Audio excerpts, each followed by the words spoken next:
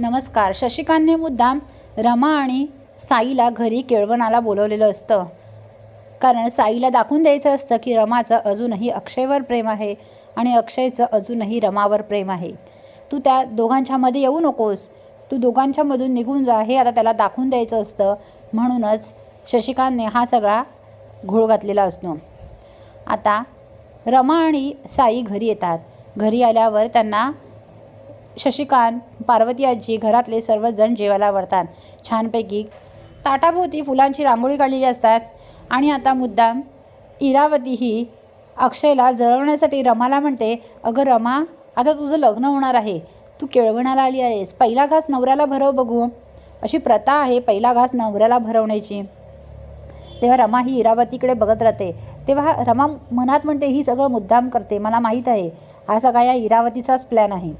आता रमा ही साईला घास भरवणार, तो अक्षयमध्ये तोंड घालतो आणि तो घास स्वतःच्या तोंडात घेतो. तेव्हा साईला राग येतो. साई म्हणतो, काय केलंस तू हे? रमा, मला घास भरवत होती ना, तू मध्ये तोंड घालून तो घास तुझ्या तोंडात का घेतलास? ती तुला भरवत नव्हती, ती मला भरवत होती. तेव्हा अक्षय म्हणतो, अरे मी तुम्हाला पाणी द्यायला मध्ये वाकलो, लगेच तो घास माझ्या तोंडात आला, मी मुद्दामून नाही मध्ये तोंड घातलं. तेव्हा साई म्हणतो, माहीत आहे मला, तू सगळं हे मुद्दाम करतोयस, मला इथे एक क्षण देखील थांबायचं नाही, मला इथे जेवायचंच नाही आहे, चल रमा. आणि साई ते जेवणाचं ताट असं सरकून देतो. तेव्हा लगेच रमाला राग येतो. रमा म्हणते, साई थांबा, जेवणाचं ताट असं तुम्ही ढकलून नाही देऊ शकत, जेवणाच्या ताटावरून तुम्ही असं उठून नाही जाऊ शकत, तुम्ही जेवा, जेवण पूर्ण करा आणि मग जा. तेव्हा साई म्हणतो, तुला जेवायचं तर तू जेवत बस, मला नाही जेवायचं इथे, जिथे माझा अपमान होतो अशा ठिकाणी मला जेवायचंच नाही आहे. मुद्दाम बोलवलं का तुम्ही मला इथे जेवायला, केळवणाच्या नावावर अपमान करायला?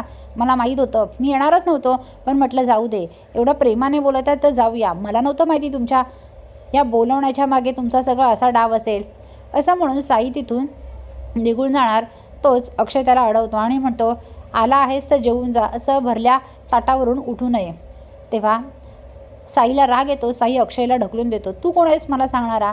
मला जे पाहिजे तेच मी करणार. रमा बसली आहे ना इथे जेवत, तिला बसू दे, मी जातो. तेव्हा लगेच अक्षय म्हणतो, असं नाही, तू पण बस. त्या साई म्हणतो, एकदा सांगितलेलं तुला कळत नाही का? रमा, तू पण इथे थांबायचं नाही, तू पण जेवायचं नाही, चल. आणि तो रमाच्या हाताला पकडतो आणि तिला घेऊन जात असतो ओढत ओढत. रमाला जेवणाच्या ताटावरून उठून जायचं नसतं, पण साई तिला जबरदस्तीने नेत असतो. रमा सांगत असे, सोड साई, साई सोड, मला जेवायचं आहे, असं ओढत ओढत नेऊ नकोस, तू सुद्धा जेव, आपण दोघांनी जेवून निघूया. जेवणाच्या ताटावरून कधी असं रागाने उठून जायचं नसतं, साई थांब. पण साई काही ऐकत नसतो, रमाला जोरजोरात खेचत असतो.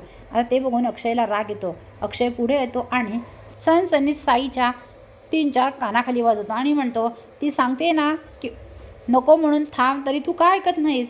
अशी तू जबरदस्ती कशी करू शकतोस? लग्नाआधीच एवढी जबरदस्ती, लग्न झाल्यावर काय करशील तू माझ्या रमाचं? माझी रमा म्हटल्याबरोबर आता रमा अक्षयकडे बघतच राहते.